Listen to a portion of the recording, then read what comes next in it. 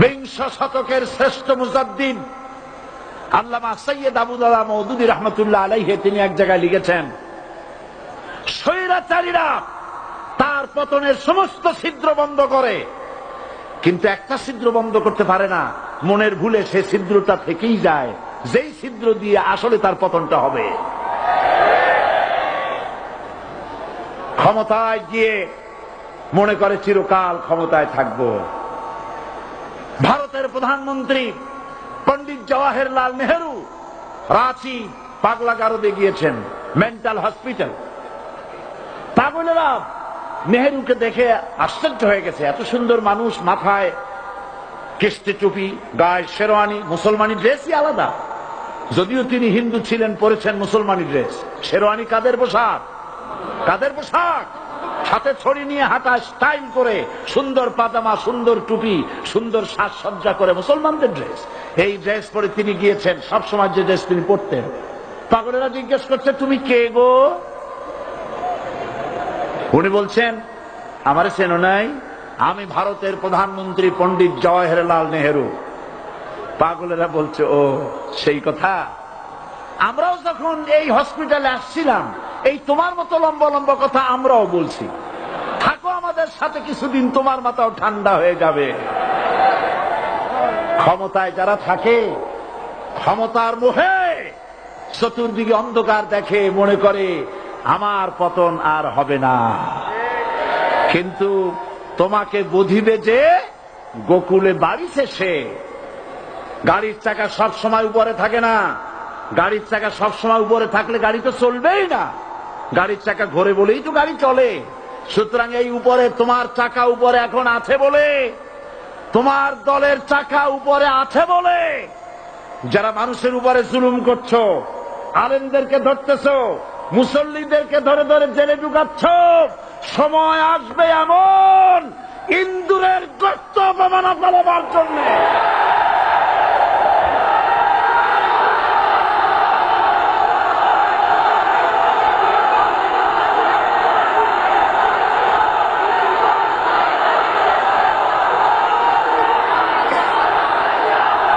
আবু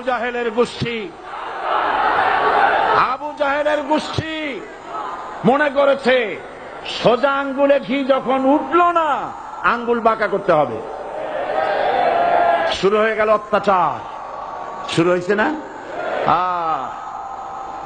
হযরত সুমাইয়া রাদিয়াল্লাহু তাআলা আনহা কি নির্মম ভাবে, নিষ্ঠুর ভাবে তাকে শহীদ করা হলো। খাব্বাব, খুবাইব, হযরত খাব্বাব রাদিয়াল্লাহু তাআলা আনহুকে দেখে হযরত ওমর একদিন বলছিলেন, খাব্বাব তোমার পিঠে এত গর্ত কেন? এত গর্তওয়ালা পিঠ আর এত চিকুন কোমর আমি তো জীবনেও দেখিনি। হযরত খাব্বাব বলেছেন, ওমর জানো না, ইসলাম কবুল করার অপরাধে, কালেমা পড়ার অপরাধে কাফির বেঈমানেরা আমাকে মারধর করেছে। যখন আমি তাদের মারে কালেমা ছাড়ি নাই, তখন আগুন জ্বালায়া আগুনের আংটার উপরে, আংটা আগুনের উপরে আমাকে ঠিক করে শোয়ায়া, আমি যেন নড়াচড়া করতে না পারি সেজন্য আমার বুকের উপরে পাথর চাপা দিয়া রেখেছে। আগুনে গোশত পুড়ে পুড়ে আগুন ভিতরে ঢুকেছে, গায়ের রক্ত আর চর্বি গলে গলে পড়ে আগুনগুলো নিবেছে। ওই পিঠে যে গর্ত হয়েছে আজও পর্যন্ত সেই গর্ত মিটে যায় নাই। হযরত খাব্বাব রাদিয়াল্লাহু তাআলা আনহু বলছেন, বুখারী শরীফে হাদিসে ভাবে এসেছে, ওয়ান খাব্বাব বিন আরিফ রাদিয়াল্লাহু তাআলা আনহু আন্নাহু قال شكونا إلى رسول الله صلى الله عليه وسلم وهو متوسد بردة له في ظل الكعبة। আমি গেলাম রাসূলুল্লাহর কাছে, যে দেখি হুজুর বাইতুল্লাহ শরীফের ছায়ায় আরাম ফরমাচ্ছেন। আমি কাছে গিয়ে বললাম, আলা তাস্তানসিরু লানা আলা তাদউ লানা ইয়া রাসূলুল্লাহ। হে রাসূল, আপনি কি আমাদের জন্য দোয়া করবেন না? আপনি কি আমাদের জন্য আল্লাহর কাছে সাহায্য প্রার্থনা করবেন না? মার খেয়ে খেয়ে তো শেষ হয়ে গেল। শুনতেছেন আপনারা? আল্লাহর নবী উঠে বসলেন, বললেন, খাব্বাব শোনো, তোমাদের আগে যারা এই পৃথিবীতে এসেছিলেন দ্বীনের দাওয়াত দেওয়ার জন্য, সমকালীন রাষ্ট্র শক্তি তাদেরকে ধরত, ফায়ুখাজুর রাজুলু ফায়ুহফারু লাহু ফিল আরদ, তার জন্য তারে ধরে নিয়া মাটির মধ্যে গর্ত করত, ফায়ুজআলু ফিহা, এরপরে সেই গর্তের ভিতরে তাকে কোমর পর্যন্ত গেড়ে দিত। সুম্মা ইউতা বিল মানশার, এরপরে করাত আনা হতো, ফায়ুদাউ আলা রাসিহি, এরপরে করাতটা মাথার উপরে রাখা হতো, ফায়ুজআলু নিসফাইন, এরপরে করাত দিয়া চিরে চিরে দিত, মানুষটাকে দ্বিখণ্ডিত করে ফেলে দিত। মা ইয়াসুদ্দুহু যালিকা আন দীনি, এত কষ্ট দেওয়ার পরেও, এত জুলুম করার পরেও দ্বীনের দায়ীদেরকে এক চুল পরিমাণ আল্লাহর রাস্তা থেকে তারা সরাই দিতে পারে নাই। ওয়াল্লাহি, ও খাব্বাব, আমি আমার আল্লাহর নামে কসম করি।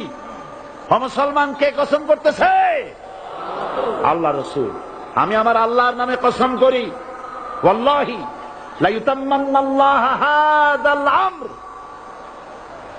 হাত্তা ইয়াসির রাকিবু মিন সানা ইলা হাযরামাউত। সেদিন বেশি দূরে নয়, ইয়েমেনের রাজধানী সানা থেকে শুরু করে সৌদি আরবের হাযরামাউত পর্যন্ত হাজার হাজার মাইল, এই দীর্ঘ পথে যুবতী নারী তার সৌন্দর্যের পশ্চা নিয়া, আর ধনাঢ্য ব্যক্তিরা, সওদাগরেরা তাদের টাকা পয়সা নিয়া একাকে নিয়ে অথবা দলবদ্ধ ভাবে মানুষেরা যাতায়াত করবে। লা ইয়াখাফু ইল্লাল্লাহ, মানুষের মনের মধ্যে কোনো ভয় থাকবে না।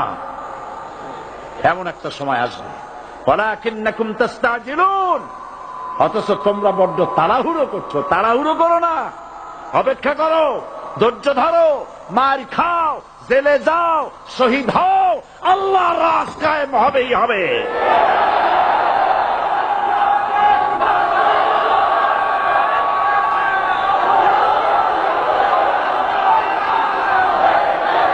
বিল্ডিং থেকে শিক্ষা গ্রহণ করুন, বিল্ডিং, ইমারত, দালান থেকে শিক্ষা গ্রহণ করুন। এই যে দালান আছে না পাশে, দেখতে পাচ্ছেন? এই দালান কি দিয়ে তৈরি করা হয়েছে বলেন? ইট।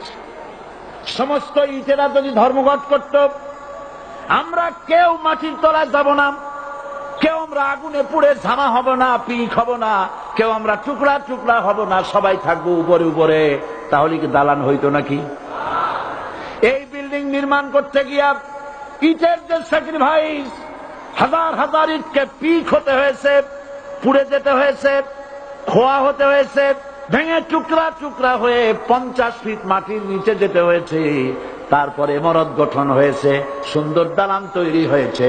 যারা ইসলামী শাসন চান, আল্লাহর দ্বীনকে বিজয়ী দেখতে চান, তাদেরকে অসংখ্য মানুষকে পোড়াইটের মতো জেলখানায় পুড়ে পুড়ে মরতে হবে, অসংখ্য মানুষকে ফাঁসির কাস্তে ঝুলতে হবে, গায়ের রক্ত দিতে হবে, শহীদ হতে হবে, তারপরে ইসলামের ইমারতটা কায়েম হয়ে যাবে। শায়ের কবি কি সুন্দর করে বলছেন, কবি সুন্দর করে বলছেন, ये शहादत गाहे उल्फत में कदम रखना, ये शहादत गाहे उल्फत में कदम रखना, लोग समझते हैं आसान है मुसलमान होना। মানুষেরা মনে করে মুসলমান হওয়া খুব সহজ জিনিস। না, মুসলমান হওয়ার অর্থ হলো শাহাদাতের ঈদগাহে শামিল হয়ে যাওয়া।